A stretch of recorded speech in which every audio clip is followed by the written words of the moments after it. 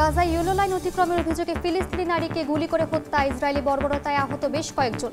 ঝড়ের প্রভাবে ভারী বৃষ্টিতে উপত্যকায় মানবিক সংকট চরমে। ইউক্রেনের সুমি শহরে রুশ হামলায় নিহত 2, সিভরেস্ক দখলে নেওয়ার দাবি মস্কোর। 5 বছরের মধ্যে ন্যাটোভুক্ত দেশে আক্রমণ চালাতে পারে রাশিয়া, সতর্কবার্তা মহাসচিবের। ভেনেজুয়েলার ওপর নতুন নিষেধাজ্ঞা যুক্তরাষ্ট্রে। প্রেসিডেন্ট মাদুরোর পরিবারের সদস্যরাও আছেন তালিকায়। ওয়াশিংটনের বিরুদ্ধে জলদস্যুতার অভিযোগ কারাকাসের। আফগানিস্তান ইস্যুতে জাতিসংঘে ভারত পাকিস্তান উত্তেজনা। ইসলামাবাদের বিরুদ্ধে সন্ত্রাসের অভিযোগ দিল্লির, জবাবে কাবুলকে বিভিন্ন গোষ্ঠী নিরাপদ আশ্রয়ে আখ্যা।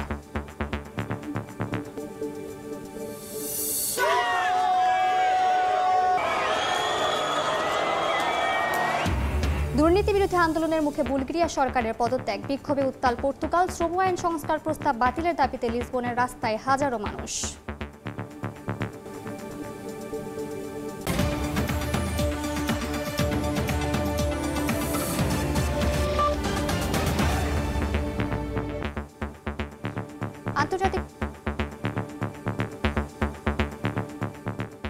আন্তর্জাতিক সময়ের সঙ্গে আছি আমি মালিহা সুরবার্দি। ঝড় বাইরনে তাণ্ডবের মধ্যেও গাজায় থেমে নেই ইসরায়েলি বর্বরতা। ইয়েলো লাইন অতিক্রমের অভিযোগে গাজার উত্তরাঞ্চলীয় শহর জাবালিয়ায় দখলদারদের গুলিতে এক নারী নিহত হয়েছেন, আহত হন বেশ কয়েকজন। এদিকে তীব্র শীত আর ঝড়ের প্রভাবে সৃষ্ট বৃষ্টিপাতে প্লাবিত উপত্যকায় মানবিক সংকট চরমে। এরই মধ্যে মৃত্যু হয়েছে এক শিশুর। এদিকে গাজার শাসন ব্যবস্থায় হামাসের কোনো ভবিষ্যৎ নেই বলে ফের জানালো ইসরায়েল।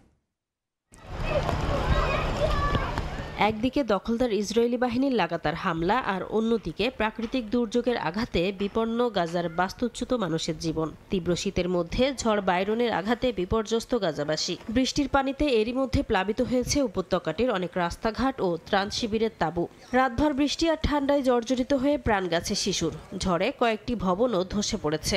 অস্থায়ী তাঁবুগুলো ঝড় বৃষ্টি থেকে সুরক্ষার জন্য পর্যাপ্ত না হওয়ায় বাসিন্দারা আশ্রয় নিচ্ছেন ক্ষতিগ্রস্ত ভবনগুলোতে। জাতিসংঘ সতর্ক করেছে, গাজায় বন্যা বিপর্যয়ের মুখে রয়েছে মোট জনসংখ্যার 40%। 760টির বেশি শরণার্থী শিবির সর্বোচ্চ ঝুঁকিতে রয়েছে। অতিরিক্ত বৃষ্টিপাত এবং পানি নিষ্কাশনের ব্যবস্থা না থাকায় পরিস্থিতি ক্রমশ খারাপ হতে পারে বলছেন সংশ্লিষ্টরা।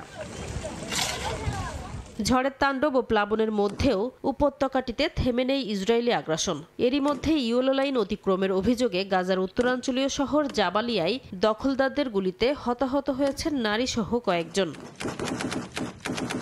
এমন অবস্থায় মার্কিন প্রেসিডেন্ট ডোনাল্ড ট্রাম্পের গাজা পরিকল্পনার দ্বিতীয় ধাপ নিয়ে নীরবে প্রস্তুতি চলছে বলে জানিয়েছে হোয়াইট হাউস। তবে সেটা কবে কার্যকর হবে তা নিয়ে নির্দিষ্ট কোনো সময়সীমা জানানো হয়নি। যুদ্ধবিরতির দ্বিতীয় ধাপ নিয়ে নিজস্ব পরিকল্পনার কথা জানিয়েছে ফিলিস্তিনের স্বাধীনতাকামী সংগঠন হামাস। সব অস্ত্র জমা দেওয়ার বিষয়টি গাজাবাসী প্রত্যাখ্যান করেছে উল্লেখ করে সশস্ত্র গোষ্ঠীটি জানায়, নিরস্ত্রীকরণ ও সামরিক অস্ত্রভান্ডার নিয়ে কিভাবে এগুবে সে বিষয়ে যুক্তরাষ্ট্রকে নিজেদের পরিকল্পনা বোঝানোর চেষ্টা চলছে। ফিলিস্তিনিদের পুনর্গঠন কার্যক্রম শুরু করার সুযোগ দিতে মধ্যস্থতাকারী সহ অন্য দেশগুলোকে ইসরায়েলের ওপর চাপ সৃষ্টির আহ্বান জানিয়েছে সংগঠনটি। এদিকে ইসরায়েল বলছে, গাজা উপত্যকার শাসন ব্যবস্থায় হামাসের কোনো ভবিষ্যৎ নেই। যুদ্ধবিধ্বস্ত এ ভূখণ্ডকে অস্ত্রমুক্ত করার পাশাপাশি যুদ্ধবিরতি চুক্তির শর্ত অনুযায়ী হামাসকে নিরস্ত্র করা হবে বলে আবারও সাফা জানিয়ে দিয়েছেন সরকারের মুখপাত্র শোস বেদ্রোজিয়ান। নাসরিন রুমি, সময় সংবাদ। ইউক্রেনের দোনেৎস্ক অঞ্চলের সিভরেস্ক শহর পুরোপুরি দখলে নেয়ার দাবি করেছে রুশ সেনারা। এই খবরে সেনাদের প্রতি কৃতজ্ঞতা জানিয়েছেন দেশটির প্রেসিডেন্ট ভ্লাদিমির পুতিন। রুশ হামলায় ইউক্রেনের উত্তর পূর্বাঞ্চলীয় সুমি শহরে আরও 2 জন নিহত হয়েছেন। এদিকে আগামী 5 বছরের মধ্যে ন্যাটোভুক্ত দেশগুলোর কোনো একটিতে রাশিয়া হামলা চালাতে পারে বলে সতর্ক করেছে পশ্চিমা সামরিক জোটটির মহাসচিব। রাশিয়া ইউক্রেন যুদ্ধ শেষ করতে আলোচনার মধ্যেও থেমে নেই পাল্টাপাল্টি হামলা। দিন যত গড়াচ্ছে পরিস্থিতি আরও ভয়াবহ আকার ধারণ করছে। ইউক্রেনের উত্তর পূর্বাঞ্চলীয় সুমি শহরে রাশিয়ার বোমার আঘাতে বেশ কয়েকজন হতাহত হয়েছেন। ক্ষতিগ্রস্ত হয় আশপাশের বেশ কয়েকটি স্থাপনা। এর আগে রাতভর ব্যালিস্টিক ক্ষেপণাস্ত্র ও ড্রোন হামলা চালায় রাশিয়া, যার মধ্যে বেশ কয়েকটি ড্রোন ও ক্ষেপণাস্ত্র ভূপাতিত করার কথা জানিয়েছে ইউক্রেনীয় বাহিনী। এদিকে কাস্পিয়ান সাগরে রাশিয়ার একটি বড় অফশোর তেল প্ল্যাটফর্মে দূরপাল্লার ড্রোন হামলার দায় স্বীকার করেছে ইউক্রেনের নিরাপত্তা দফতর। গণমাধ্যম বলছে 10 থেকে 11 ডিসেম্বর রাতের ওই হামলার পর সেখানকার 20টিরও বেশি কূপের উৎপাদন বন্ধ হয়ে গেছে। যদিও এ বিষয়ে আনুষ্ঠানিকভাবে কিছু জানায়নি রুশ প্রতিরক্ষা মন্ত্রণালয়। মস্কোর দিকে অগ্রসর হওয়া কয়েকটি দীর্ঘপাল্লার ইউক্রেনীয় ড্রোন ভূপাতিত করার কথা জানিয়েছে রুশ প্রতিরক্ষা মন্ত্রণালয়। রাতে হামলার আশঙ্কায় মস্কোর দিকে যাওয়া 40টিরও বেশি ফ্লাইট অন্য পথে পরিচালিত করে দেশটি, যদিও বৃহস্পতিবার সকাল থেকে তা আবার স্বাভাবিক হয়। ইউক্রেনের পূর্বাঞ্চলীয় দোনেৎস্কের সিভেরস্ক শহর পুরোপুরি দখলে নেয়ার কথা জানিয়েছে রুশ সেনারা। যুদ্ধে আরেক ধাপ এগিয়ে যাওয়ার খবরে সেনাদের প্রতি কৃতজ্ঞতা প্রকাশ করেছেন দেশটির প্রেসিডেন্ট ভ্লাদিমির পুতিন। এদিকে ইউক্রেনের প্রেসিডেন্ট ভলোদিমির জেলেনস্কি বলেছেন, কিয়েভ যুক্তরাষ্ট্রের সঙ্গে সম্ভাব্য নিরাপত্তার নিশ্চয়তা নিয়ে আলোচনা করেছে ইউক্রেন। তবে ভিডিও কনফারেন্সের মাধ্যমে কোয়ালিশন অব দ্য উইলিং গ্রুপের বৈঠকে নিরাপত্তা নিশ্চয়তা ইউরোপ এবং সমস্ত কোয়ালিশন সদস্য দেশের সমন্বয় ছাড়া সম্ভব নয় বলেও মন্তব্য করেন তিনি। ইউরোপীয় দেশগুলোর বিরুদ্ধে ইউক্রেন যুদ্ধকে দীর্ঘায়িত করার অভিযোগ তুলেছেন রুশ পররাষ্ট্রমন্ত্রী সের্গেই ল্যাভরভ।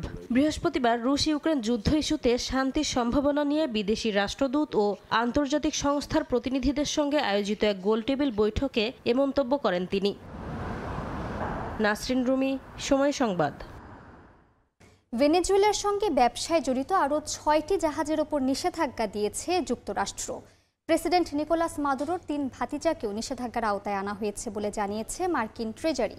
এদিকে হোয়াইট হাউসের প্রেস সেক্রেটারি ক্যারোলিন লেভিট বলেছে, জব্দকৃত তেলবাহী ট্যাঙ্কারটি মার্কিন বন্দরে নেওয়া হবে।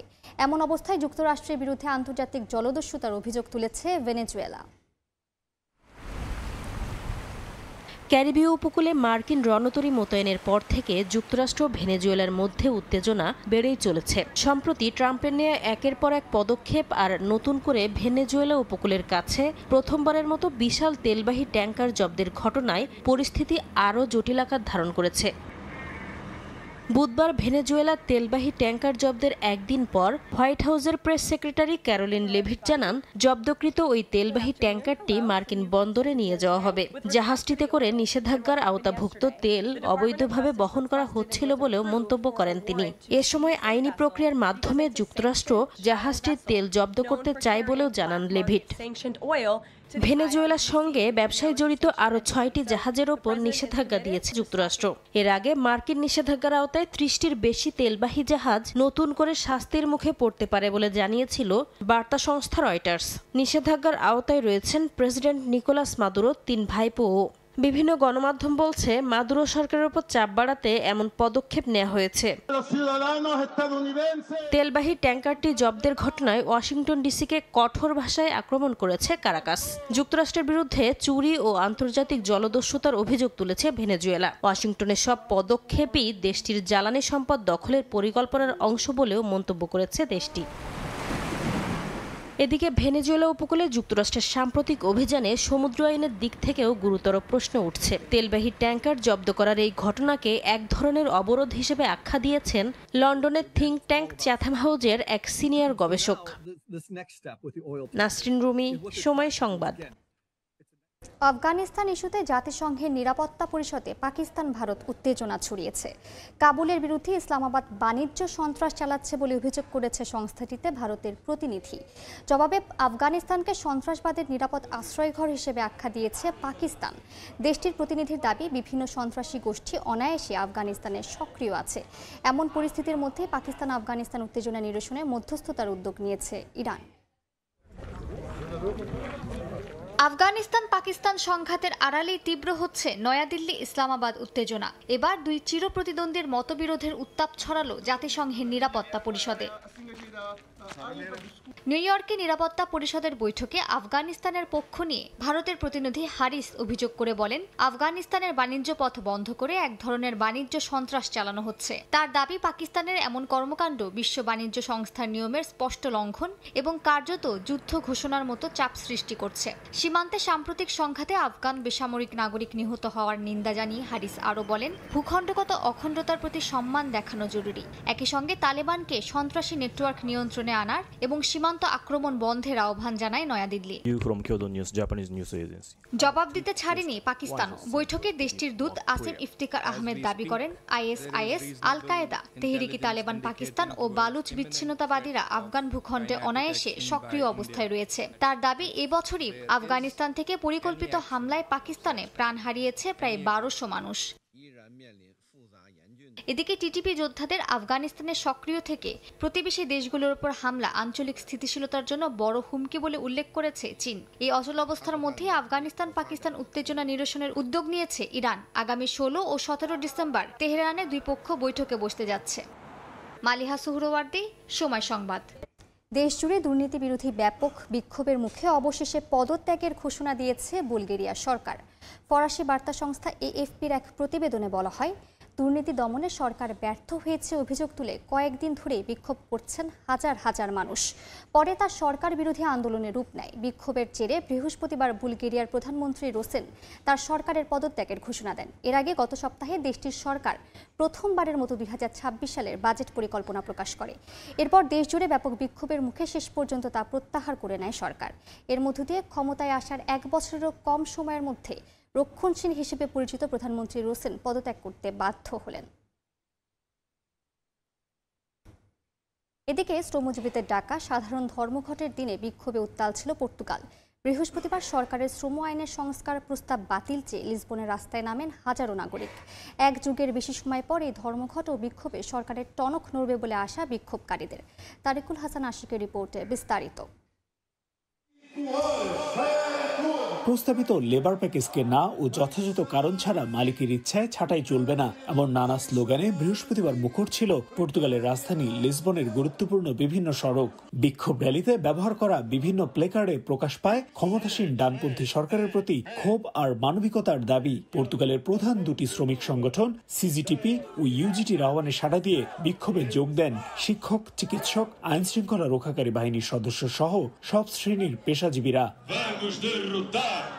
সরকারের প্রস্তাবিত শ্রম আইনের সংশোধনে 100টির বেশি ধারা শ্রমিকদের স্বার্থ সংশ্লিষ্ট বলে মত বিক্ষোভকারীদের। সংস্কারের মধ্যে ক্ষুদ্র ও মাঝারি আকারের ব্যবসায় কর্মী ছাঁটাইয়ে মালিক বা নিয়োগকর্তাকে বাড়তি সুবিধা দেওয়ার অভিযোগ তাদের। সেই সঙ্গে কর্মজীবী মায়েদের প্রচলিত সুবিধা বাতিলের প্রস্তাবকেও অমানবিক বলছেন বিক্ষোভকারীরা।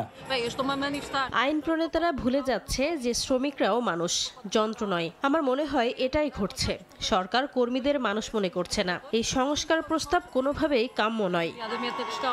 ধর্মঘটে বিপুল পরিমাণ আর্থিক ক্ষতি ও বিক্ষোভে বিপুল সংখ্যক মানুষের অংশগ্রহণের পরও আইন থেকে পিছু হটতে অস্বীকৃতি জানিয়েছে প্রধানমন্ত্রী লুইস মন্টিনেগ্রো। প্রস্তাবিত লেবার প্যাকেজ সবার জন্য ও দেশের অর্থনীতির জন্য লাভজনক হবে বলে জানিয়েছেন তিনি। তবে প্রস্তাবিত লেবার প্যাকেজ বাতিল করা না হলে আরও কঠোর আন্দোলনের হুঁশিয়ারি দিয়েছে বিক্ষোভকারীরা। তারিকুল হাসান আশিক, সময় সংবাদ, লিসবন, পর্তুগাল। দক্ষিণ চীন সাগরে শুরু হয়েছে উত্তেজনা। চীন ও রাশিয়ার পর যৌথ মহড়া চালিয়েছে যুক্তরাষ্ট্র ও জাপান। শক্তির প্রদর্শন হিসেবে এই মহড়া অনুষ্ঠিত হয়েছে বলে জানায় টোকিও। একই সময়ে তাইওয়ান ঘিরে বেড়েছে উত্তেজনা। তাইপের দাবি, প্রায় প্রতিদিনই তাদের সীমানায় চীনের বিমান, যুদ্ধজাহাজ দেখা যাচ্ছে। গেল মাসে জাপানের প্রধানমন্ত্রী তাইওয়ান নিয়ে মন্তব্যের পর থেকে বেড়েছে এই উত্তেজনা। স্থানীয় সময় বুধবার জাপান সাগরে যৌথ মহড়া চালায় যুক্তরাষ্ট্র ও জাপান। চীন ও রাশিয়ার সাম্প্রতিক যৌথ মহড়ার পর শক্তির প্রদর্শন হিসেবে এ মহড়া অনুষ্ঠিত হয় বলে জানায় টোকিও। জাপানের প্রতিরক্ষা মন্ত্রণালয় এক বিবৃতিতে জানায়, বল প্রয়োগ করে কেউ যেন একতরফাভাবে পরিস্থিতি বদলাতে না পারে, তারা সে চেষ্টা প্রতিরোধে কঠোর অবস্থানে থাকবে। এর আগে স্থানীয় সময় মঙ্গলবার জাপানের আকাশসীমার আশেপাশে পারমাণবিক অস্ত্র বহনে সক্ষম বোমারু বিমান নিয়ে যৌথ মহড়া চালায় রাশিয়া ও চীন। পাশাপাশি ওই অঞ্চলে চীনা বিমানবাহী রণতরীর আলাদা মহড়াও চলে। সামাজিক মাধ্যম এক্সে দেয়া এক পোস্টে এই ঘটনার তীব্র নিন্দা জানান জাপানের প্রতিরক্ষা মন্ত্রী শিনজিরো কোইজুমি। টোকিওর অভিযোগ, চীনা বিমান জাপানি যুদ্ধ বিমানের দিকে রেডার লক করেছিল, যা লক্ষ্যবস্তু ধরে হামলার প্রস্তুতির মতো সংকেত দেয়। তবে এই অভিযোগ অস্বীকার করে বেইজিং। তাদের দাবি, বরং জাপানি ফাইটাররাই চীনা রণতরীর খুব কাছে উড়ে এসে ঝুঁকি তৈরি করেছে। এদিকে ওয়াশিংটন এই ঘটনাকে আঞ্চলিক স্থিতিশীলতার পরিপন্থী বলে মন্তব্য করে টোকিওর সঙ্গে তাদের মিত্রতা অটল রাখার কথা পুনর্ব্যক্ত করে। একই সময় তাইওয়ান ঘিরেও বেড়েছে উত্তেজনা। তাইপের দাবি, প্রায় প্রতিদিনই তাদের সীমানায় চীনের বিমান, জাহাজ দেখা যাচ্ছে। এটি বেইজিংয়ের চাপ বাড়ানোর কৌশল বলে দাবি দ্বীপটির। জাপানের প্রধানমন্ত্রী সানায়ে তাকাইচি গেল মাসে তাইওয়ান নিয়ে মন্তব্যের জেরে অঞ্চলটিতে শুরু হয় উত্তেজনা। অর্জিতা শাহজিন, সময় সংবাদ। মার্কিন প্রেসিডেন্ট ডোনাল্ড ট্রাম্পের শুল্ক হুমকির ভয়ে হওয়া থাইল্যান্ড কম্বোডিয়া যুদ্ধবিরতি টিকল মাত্র কয়েক মাস। আবারও রকেট আর বিমান হামলায় থাই কম্বোডিয়া সীমান্তে অরাজকতা ছেয়ে গেছে। ব্রিটিশ গণমাধ্যম বিবিসির এক প্রতিবেদন অনুযায়ী জুলাই মাসের ভঙ্গুর যুদ্ধবিরতির সুযোগ নিয়ে নিজেদের সামরিক শক্তি ঢেলে সাজিয়েছে থাইল্যান্ড। অন্যদিকে নেতৃত্বের ঘোলাটে পরিস্থিতির কারণে সীমান্ত দ্বন্দ্ব নিয়ে পর্দার পেছনের কম্বোডিয়ার আসল উদ্দেশ্য বোঝা কঠিন হয়ে পড়েছে। দশক পুরানো থাইল্যান্ড কম্বোডিয়া সীমান্ত সংঘাত বারবার ফিরে আসছে। চলতি বছরের জুলাইয়ে দুই দেশের বিরোধ সমাধানে এগিয়ে আসেন মার্কিন প্রেসিডেন্ট ডোনাল্ড ট্রাম্প। তবে এক বছরও টিকল না সেই ভঙ্গুর যুদ্ধবিরতি। গেল রোববার থেকে সীমান্তে শুরু হয়ে যায় যুদ্ধদাঙ্গা। এর পেছনের কারণ নিয়ে চলছে নানা আলোচনা সমালোচনা। ব্রিটিশ গণমাধ্যম বিবিসির প্রতিবেদনে তুলে ধরা হয়েছে ভিন্ন এক আঙ্গিক।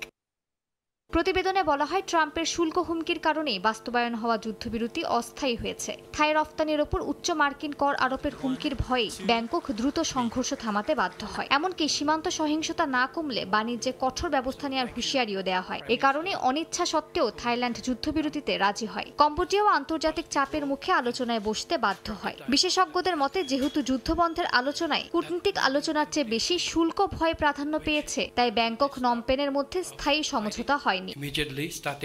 বিবিসির প্রতিবেদনে জানানো হয়, থাই রাজনীতিতে সাবেক কম্বোডিয়ার প্রধানমন্ত্রীর ফোনালাপ ফাঁস হওয়ায় যে অভ্যন্তরীণ অস্থিরতা তৈরি হয়েছে, সেটিকেও দুই দেশের সম্পর্কের টানাপোড়েন বাড়ানোর কারণ হিসেবে দেখা হচ্ছে। নমপেনের রাজনীতির আসল উদ্দেশ্য বোঝা কঠিন বলে মনে করছেন বিশেষজ্ঞরা। সাবেক প্রধানমন্ত্রী হুন সেনের ছায়ায় তার ছেলের সরকার পরিচালিত হচ্ছে বলে ধারণা করা হয়। এ কারণেই থাইল্যান্ড সীমান্তের সংঘাত নিয়ে তাদের প্রকৃতি ও গতিবিধি বোঝা কঠিন হয়ে পড়ছে। বিবিসির প্রতিবেদনে জানানো হয়, জুলাইয়ের পর থাই সেনাবাহিনীকে কার্যত হাতে খড়ি দিয়েছে নতুন সরকার। সীমান্তে কৌশলগত কয়েকটি পাহাড়চূড়া দখলে নেয়ার লক্ষ্যে তারা আবার আক্রমণাত্মক ভূমিকা নিয়েছে। দেশটির সেনাবাহিনী হুঁশিয়ারি দিয়ে জানায়, কম্বোডিয়ার প্রতিরক্ষা বাহিনীকে এমনভাবে দুর্বল করা হবে যাতে ভবিষ্যতে সীমান্তের গ্রামগুলো আর কখনো হুমকির মুখে না পড়ে। মালিহা সুহরওয়ার্দী, সময় সংবাদ। ভারতের অরুণাচল প্রদেশে শ্রমিকবাহী একটি ট্রাক গিরিখাতে পড়ে অন্তত 21 জন নিহত হয়েছেন। এখনও নিখোঁজ আছেন কয়েকজন। স্থানীয় কর্তৃপক্ষ জানায়, অঞ্জাও জেলায় ভয়াবহ এই দুর্ঘটনা ঘটে। ট্রাকটি আসামের তিনসুকিয়া জেলার 21 থেকে 22 জন শ্রমিক নিয়ে যাওয়ার পথে গিরিখাতে পড়ে যায়। খবর পেয়ে ফায়ার সার্ভিস কর্মীরা দুর্ঘটনাস্থল থেকে কয়েকজনের মরদেহ উদ্ধার করে। এখনও নিখোঁজদের সন্ধানে চলছে অভিযান। তবে দুর্বল সড়ক অবকাঠামো এবং খাড়া ঢালের কারণে উদ্ধার কাজ কঠিন হয়ে পড়েছে। অস্ট্রেলিয়ায় অপ্রাপ্ত বয়স্কদের সামাজিক মাধ্যম ব্যবহারে নিষেধাজ্ঞা দেয়ায় আইনের প্রতি সমর্থন জানিয়েছেন অভিভাবকেরা। তবে অনেকেই এই আইনের সফলতা নিয়ে দ্বিধায় আছেন। অস্ট্রেলিয়া থেকে SM আমিনুল রুবেলের রিপোর্ট। অস্ট্রেলিয়ায় 16 বছরের কম বয়সীদের সামাজিক মাধ্যম ব্যবহার নিয়ে নতুন আইনে ব্যাপক আগ্রহ দেখা দিয়েছে বিশ্বজুড়ে। শৈশবে মানসিক উন্নয়ন, পড়াশোনা কিংবা খেলাধুলা বাদ দিয়ে এই প্ল্যাটফর্মগুলির কারণে সৃষ্ট সম্ভাব্য নেতিবাচক অভ্যাস এবং মানসিক স্বাস্থ্য ঝুঁকি থেকে রক্ষা করার লক্ষ্যে বিশ্বের প্রথম দেশ হিসেবে অস্ট্রেলিয়া এই আইন কার্যকর করেছে। এটিকে স্বাগত জানিয়েছে দেশটির শিশু কিশোরদের অভিভাবকেরা। স্থানীয় সংবাদ মাধ্যমের জরিপে দেখা গেছে, বেশিরভাগ অভিভাবক অস্ট্রেলিয়ার শিশু কিশোরদের জন্য নতুন সোশ্যাল মিডিয়া নিষেধাজ্ঞার প্রতি সমর্থন জানিয়েছেন। এখন সন্তানেরা আগের চেয়ে পড়াশোনায় আরও মনোযোগী হবে আর পরিবারের সাথে ঘনিষ্ঠ সময় কাটাতে পারবে, এমনটাই প্রত্যাশা তাদের। যদিও এই উদ্যোগের সফলতা নিয়ে বিশ্বের অনেক দেশের মতো অস্ট্রেলিয়ার অনেক বাসিন্দার মধ্যেও দ্বিধাও রয়েছে। অনেকের ধারণা, শিশুরা বয়স লুকিয়ে কিংবা নানান অবৈধ উপায়ে আবারও সোশ্যাল মিডিয়ায় ফিরে যাওয়ার চেষ্টা করবে। এমনকি কেউ কেউ হয়তো নানামুখী নিষিদ্ধ কাজে আগ্রহী হয়ে উঠতে পারে বলেও আশঙ্কা করা হচ্ছে।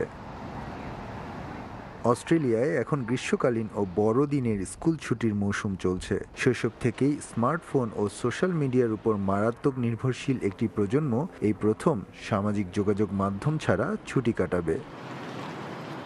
SM আমিনুল রুবেল, সময় সংবাদ, অস্ট্রেলিয়া। দক্ষিণ কোরিয়ার গুয়াংজু শহরে একটি নির্মাণাধীন লাইব্রেরির লোহার কাঠামো ধসে এক শ্রমিক নিহত হয়েছেন। নিখোঁজ আরও 2 জন। বৃহস্পতিবার কংক্রিট ঢালাই চলাকালে নির্মাণাধীন লাইব্রেরির একটি লোহার কাঠামো হঠাৎ ভেঙে পড়ে। ঘটনাস্থলে একজন শ্রমিকের মৃত্যু হয়। আরও 2 জন ধ্বংসস্তূপের নিচে চাপা পড়েছেন বলে আশঙ্কা করা হচ্ছে। এদিকে আটকে পড়া একজনকে নিরাপদে বের করে আনতে কাজ করছেন উদ্ধারকারী দল। স্থাপনাটির কাঠামো দুর্বল হয়ে পড়ায় উদ্ধারকর্মীদেরও বাড়তি সতর্কতায় কাজ করার পরামর্শ স্থানীয় কর্তৃপক্ষের।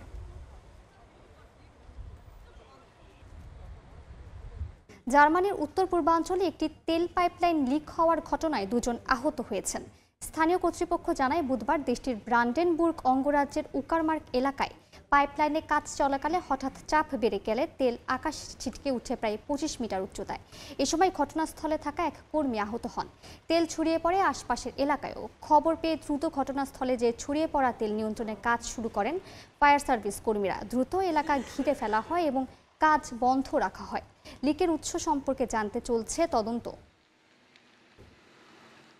ক্যারিবীয় সাগরে অভিযান চালিয়ে একটি মাছ ধরা নৌকা থেকে বিপুল পরিমাণ কোকেন জব্দ করেছে ফ্রান্সের নৌবাহিনী। এ সংক্রান্ত একটি ভিডিও প্রকাশ করেছে বাহিনীটি, যেখানে ফরাসি নৌবাহিনীর বিশেষ ইউনিটকে ক্যারিবীয় উপকূলে একটি সন্দেহভাজন নৌকায় তল্লাশি চালাতে দেখা যায়। অভিযানে প্রায় 2360 কেজি ওজনের 67 কোকেনের বার পাওয়া গেছে বলে জানিয়েছে দেশটির নৌ কর্তৃপক্ষ। ফরাসি সামরিক বাহিনীর চিফ অফ স্টাফ জানিয়েছেন, ক্যারিবীয় অঞ্চলে চলতি বছরে এ নিয়ে 31 টনেরও বেশি অবৈধ মাদক জব্দ করা হয়েছে।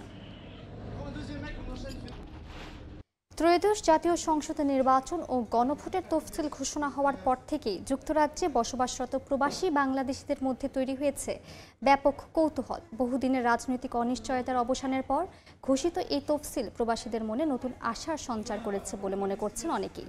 এটি বাংলাদেশের গণতান্ত্রিক অগ্রযাত্রা নতুন দিগন্ত উন্মোচন করবে বলে প্রত্যাশা প্রবাসীদের। লন্ডন থেকে শোয়েব কবিরের প্রতিবেদন।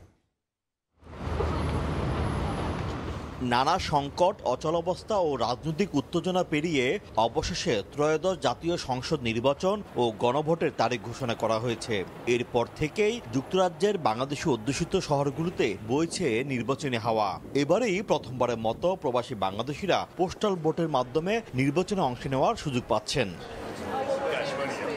প্রবাসীদের ভোটাধিকার নিশ্চিত হওয়া দেশের গণতান্ত্রিক কাঠামোকে আরও শক্তিশালী করবে বলে প্রত্যাশা যুক্তরাজ্যে বসবাসরত প্রবাসী বাংলাদেশিদের। রাজনীতির ভোট যুদ্ধে যোগ্য নেতৃত্ব নির্বাচনে প্রবাসীরা আরও সচেতনভাবে ভূমিকা রাখতে পারবে বলে আশা করছেন তারা। প্রবাসীরা মুক্তিযুদ্ধের পরে কখনো ভোট দেওয়ার সুযোগ পায়নি। আমরা বিদেশের মাটিতে বসে থেকেই যে আমরা আমাদের প্রতিনিধি নির্বাচন করব, এর চেয়ে কি সুখের খবর আছে? আমরা আশা করি আগামী দিনে যে ফেব্রুয়ারি 12 তারিখ যে নির্বাচন হতে যাচ্ছে, সেই নির্বাচনে দেশের মানুষ তাদের ভোটাধিকার প্রয়োগের মাধ্যমে একটি জনপ্রতিনিধিত্বমূলক সংসদ গঠিত হবে। প্রবাসীদের একটি বড় অংশ প্রত্যাশা করছে প্রশাসন ও নির্বাচন কমিশন সর্বোচ্চ নিরপেক্ষতা বজায় রাখবে। তাদের মতে সব দলের অংশগ্রহণ এবং ভোটারদের নিরাপত্তা নিশ্চিত করলেই নির্বাচন সত্যিকারের গ্রহণযোগ্যতা পাবে। এর আগে কখনো প্রবাসীরা বাংলাদেশের রাজনীতিতে বা উন্নয়নে এইভাবে ডাইরেক্টলি অংশগ্রহণ করার সুযোগ পায়নি। এবারে প্রবাসীরা এই সুযোগটা পেয়েছেন, যার জন্য এবার মাঠের জরিপটা সম্পূর্ণরূপে নতুন এক আঙ্গিকে নতুন রেজাল্ট বের হবে প্রত্যাশা করছি। পোস্টাল ভোট দেওয়ার জন্য বিশ্বজুড়ে এর মধ্যে কয়েক লাখ প্রবাসী বাংলাদেশি নিবন্ধন করেছেন। বহুল প্রতীক্ষিত নির্বাচনের তফসিল ঘোষণার পর ব্রিটেন প্রবাসীদের মাঝে বেশ উৎসাহ দেখা দিয়েছে। তাদের মতে এই তফসিল ঘোষণা বাংলাদেশের গণতান্ত্রিক অভিযাত্রায় নতুন এক মাইলফলকের সূচনা হয়েছে। আগামী নির্বাচন যেন অনুষ্ঠিত হোক অবাধ, সুষ্ঠু ও উৎসবমুখর পরিবেশে, এমনটাই প্রত্যাশা তাদের। শোয়েব কবির, সময় সংবাদ, লন্ডন। বিদেশে প্রবাসীদের মৃত্যু দিন দিন বেড়েই চলেছে। মালদ্বীপে 2 মাসে হৃদরোগে বা স্ট্রোকে আক্রান্ত হয়ে 18 জন প্রবাসী বাংলাদেশি মারা গেছেন, যাদের বেশিরভাগের বয়স 25 থেকে 45 বছরের মধ্যে। প্রবাসীদের স্ট্রোকের ঝুঁকি এড়াতে স্বাস্থ্যকর খাদ্য, ব্যায়াম, ভালো ঘুম ও নিয়মিত স্বাস্থ্য পরীক্ষা করার আহ্বান জানিয়েছে বাংলাদেশ হাইকমিশন।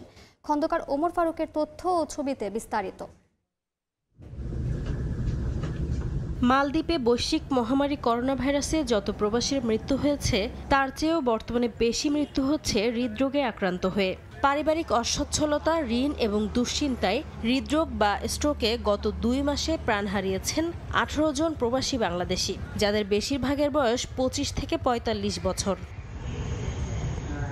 পর্যটন নির্ভর দেশটিতে লাখের বেশি প্রবাসী বাংলাদেশি কর্মরত থাকলেও এখনও অনেকেই কাজ করছেন অবৈধভাবে, যাদের মধ্যে আবার যোগ হচ্ছে নতুন করে ফ্রি ভিসায় আসা প্রবাসী বাংলাদেশিরা। বসবাসরতদের অনেকেরই অভিবাসন ব্যয়ের তুলনায় আয় কম। এছাড়া মালদ্বীপ সরকারের কঠোর অভিযানের ভয় আর অতিরিক্ত মানসিক চাপে হৃদরোগে আক্রান্ত হয়ে জীবনাবসান ঘটছে অনেকের। প্রবাসীদের উপরে একটা যে দরপাকের যে একটা অভিযান চলতেছে, যে কুরাঙ্গি নামের অভিযানটার মধ্যে অনেক প্রবাসী একটা আতঙ্ক থাকে এবং এই আতঙ্কের থেকে তাদের একটা মৃত্যুর একটা ঝুঁকি তারা আসলে পড়তেছে। অতিরিক্ত মানসিক টেনশনে এবং পারিবারিক চাপের কারণেই মূলত আমার মনে হচ্ছে তারা মৃত্যুর দিকে ডলে যাচ্ছে। দেশটিতে নিযুক্ত বাংলাদেশ হাই কমিশনের দেয়া তথ্য মতে গত অক্টোবর থেকে প্রাণ হারানো 18 প্রবাসী বাংলাদেশের মধ্যে 13 জন বৈধ কর্মী এবং 5 জন অনিবন্ধিত কর্মী হিসেবে নিয়োজিত ছিলেন। চলতি বছরে এখন পর্যন্ত 40 প্রবাসী বাংলাদেশের জীবনাবসান ঘটেছে বলেও জানান তিনি। প্রবাসীদের স্ট্রোকের ঝুঁকি এড়াতে স্বাস্থ্যকর খাদ্য, ব্যায়াম, ভালো ঘুম এবং নিয়মিত স্বাস্থ্য পরীক্ষা করার আহ্বান জানিয়েছে বাংলাদেশ হাই কমিশন। অধিকাংশ ক্ষেত্রেই কর্মীরা হৃদরোগের কারণেই বেশিরভাগ মৃত্যুবরণ করেছেন বা স্ট্রোকের কারণে। তো এই দুটি বিষয়ে আমাদেরকে একটু সবাইকে সচেতন হতে হবে। বিশেষ করে আমাদের পর্যাপ্ত বিশ্রাম, খাওয়া দাওয়া এবং যে জীবনযাপনের যে পদ্ধতি সেটি যদি আমরা একটু প্রপারলি মেনে চলি তাহলে হয়তোবা আমরা এই রোগের কবল থেকে মুক্ত হতে পারবো। একই সাথে আমাদের যেই নিয়মিত যে চেক আপটি রয়েছে সেটা ডাক্তারের সাথে যদি আমরা বছরে একবার হলেও পরামর্শ করি তাহলে কিন্তু আমরা এই ধরনের রোগ যদি আগে থেকেই আমরা শনাক্ত করতে পারি তাহলে কিন্তু আমরা এর থেকে বাঁচতে পারবো। প্রবাসীদের অর্থেই দেশের রেমিটেন্স প্রবাহ টিকে আছে, তাই তাদের সমস্যার বিষয়গুলোকেও সরকারকে আরও গুরুত্ব দিয়ে বিবেচনা করা উচিত বলে মত সংশ্লিষ্টদের। সময় সংবাদ, মালদ্বীপ। জাপানের উত্তর পূর্বাঞ্চলে 6.7 মাত্রার ভূমিকম্প আঘাত এনেছে। স্থানীয় সময় শুক্রবার দেশটির আবহাওয়া বিভাগে তথ্য জানিয়েছে। জাপানের আবহাওয়া সংস্থা শুরুতে ভূমিকম্পটির তীব্রতা 6.5 জানালেও পরে তা সংশোধন করে 6.7 মাত্রা নিশ্চিত করে। পাশাপাশি সংস্থাটি উত্তর প্রশান্ত মহাসাগরীয় উপকূলে সর্বোচ্চ 1 মিটার উচ্চতার সুনামি ঝোঁ আঘাত হানতে পারে বলে সতর্কতা জারি করেছে। এর আগে একই অঞ্চলে 7.5 মাত্রার আরেকটি ভূমিকম্পে অন্তত 50 জন আহত হয়। আসন্ন বড়দিন উপলক্ষে ঘানার রাজধানী আক্রায় এক ভিন্নধর্মী শিল্পকর্মের দেখা মিলল। 1,500-এর বেশি প্লাস্টিক বোতল ব্যবহার করে স্থানীয় এক শিল্পী তৈরি করেছেন আলো ঝলমলে ক্রিসমাস ট্রি। ভিন্নধর্মী ও পরিবেশ বান্ধব এমন আয়োজন দেখে উচ্ছ্বাস প্রকাশ করেছেন স্থানীয় বাসিন্দারা।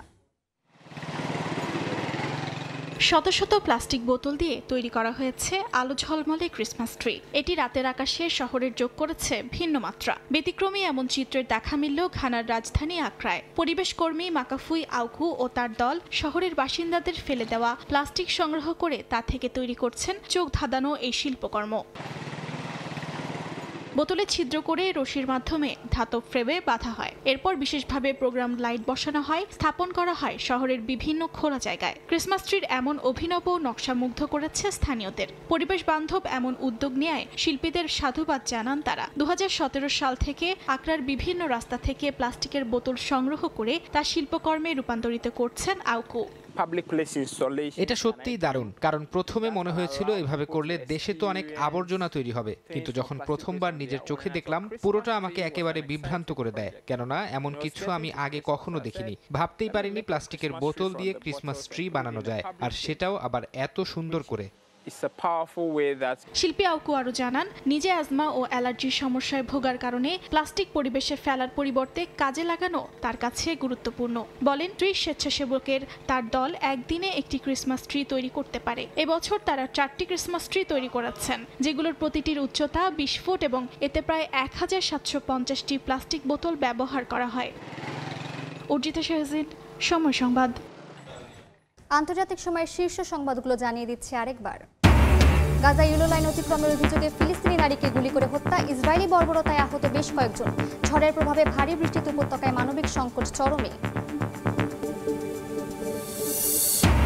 ইউক্রেনের সুমি শহরে রুশ হামলায় নিহত 2 সিভরেস্ট দখলে নেওয়ার দাবি মস্কোর। 5 বছরের মধ্যে ন্যাটোভুক্ত দেশে আক্রমণ চালাতে পারে রাশিয়া, সতর্কবার্তা মহাসচিবের। এবং সপ্তাহ ব্যবধানে ফের শক্তিশালী ভূমিকম্পে কেঁপে উঠল জাপানের উত্তর পূর্বাঞ্চল। কম্পনের মাত্রা 6.7। সুনামি সতর্কতা জারি, বাসিন্দাদের নিরাপদে থাকার আহ্বান।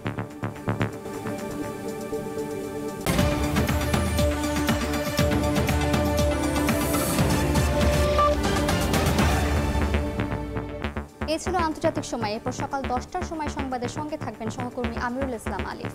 ধন্যবাদ মালিহা। সকাল 10টার সময় সংবাদ নিয়ে আসছে কিছুক্ষণ পর, সঙ্গে থাকুন সময়।